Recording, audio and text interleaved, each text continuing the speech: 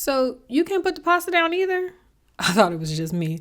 Get ready to add this one to your weekly menu. Welcome back to At Home Cooking. Today I am showing you how to make this oh so delicious chicken bacon ranch pasta recipe. Better known in my house as chicken bacon ranch, chicken ranch.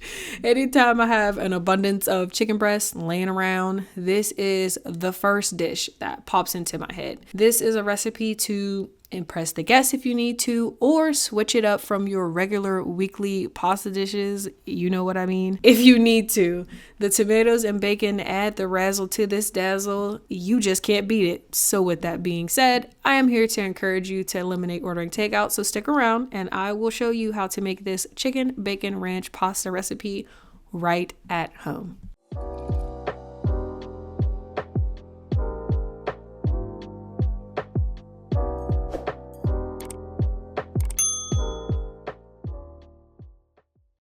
Hello, and welcome back. So here I have 2 chicken breasts that I have halved and pat dry. You can flatten those a little bit more if you like for a more even cook, so they say. Then before we season those up, I like to start off by placing a few strips of bacon, if you're using that, to your pan over medium-high heat and cook that until desired. I highly recommend using bacon though if you're not against it. Moving on, season your chicken with black pepper to taste. I honestly prefer fresh ground black pepper, but anything you have will do. Next, you're going to season that up with some kosher salt. And now with a clean pinky or whisk, mix 1 tablespoon of garlic powder, onion powder, and 1 teaspoon of smoked paprika, and then generously season one side of your chicken until nicely coated. It is time to take a pause and flip that bacon over, making sure everyone is browning evenly and at the same time. Then going in with a good drizzle of olive oil, coat your chicken and give it a nice rub-a-dub-dub down before you flip them, and repeat that seasoning process on the other side. By this time though, your bacon or a few pieces should be finished. So we're going to go ahead and transfer that to a plate, typically lined with paper towel, but I was out. I'm also going to go ahead and get my pasta going. I have my water already seasoned and boiling back there, so let's go ahead and give those a bath until al dente, okay?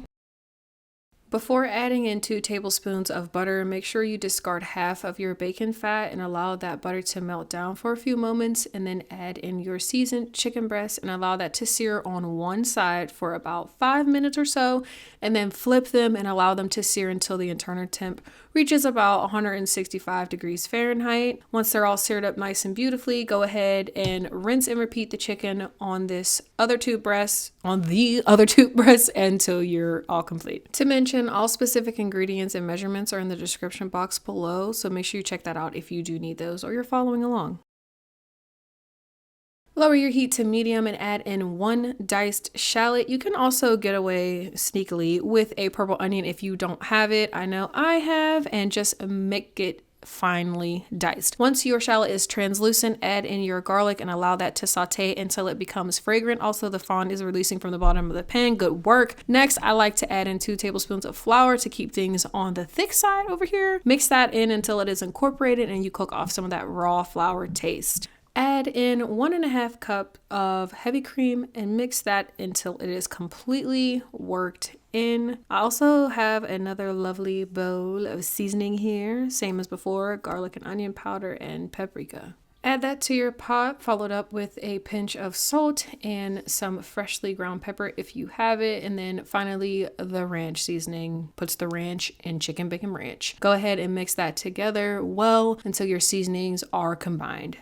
Now we are looking a little thick here, so we're going to add in a few splashes of our reserved pasta water to thin things out a little bit. The starch that's released from pasta will help do this to our sauce. Now, my favorite part, the cheese. I add anywhere from 1 1/4 cup to 1.5 cups of Parmesan cheese. And at this point, I want to note you need to make sure you cut off your heat. Stir this until your cheese is melted. Using freshly grated cheese is always going to be better, but I've made it a habit to not let the lack of a particular ingredient stop me from making something. So here we are. Make sure you add in your al dente pasta and stir that until it is combined nicely with your sauce and every noodle is coated. Now we dress it with the best parts: freshly diced tomato, some bacon, and some rough chopped parsley. Dang, she's pretty. But I like to toss this a little bit before I serve it, just to make sure everyone gets a little bit of something in their bowl.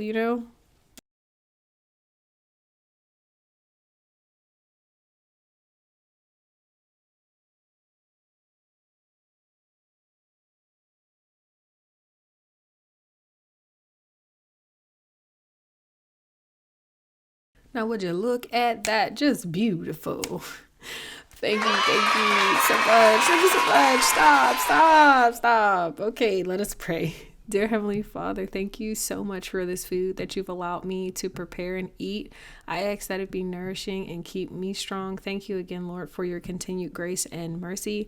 I pray over those, Lord, who are lost that might not know you, that they may come to the knowledge of the truth, that Jesus Christ died on the cross for the redemption of their sins. In the name of my Lord and Savior Jesus Christ, I pray. Amen. Now, I am a pasta girl, so I am always going to start with the pasta. I believe I said this before. The cavatappi pasta may be my new favorite pasta. The sauce just coats the noodles so well and gets all up in there, all up in the nooks and crannies. It's so good. With this recipe in particular, though, I just wanted to share my family has grown to love this recipe so much that they gave it a song, and it goes chicken bacon ranch, chicken ranch, and every person is in charge of a word, chicken bacon or ranch, and it has turned into this whole thing, and it truly has blessed our family, bringing us around the table to laugh and enjoy one another's company. And I pray you consider giving this recipe a try. If you enjoyed this video, subscribe if you have not. If you like this video and want to help this channel grow, all you need to do is click the like button below. If you want to take it one step further, you can also become a member of this channel if you feel led in helping us continue to make videos like this one. Thank you so much for watching. Join us again for more fun and easy recipes. Until next time.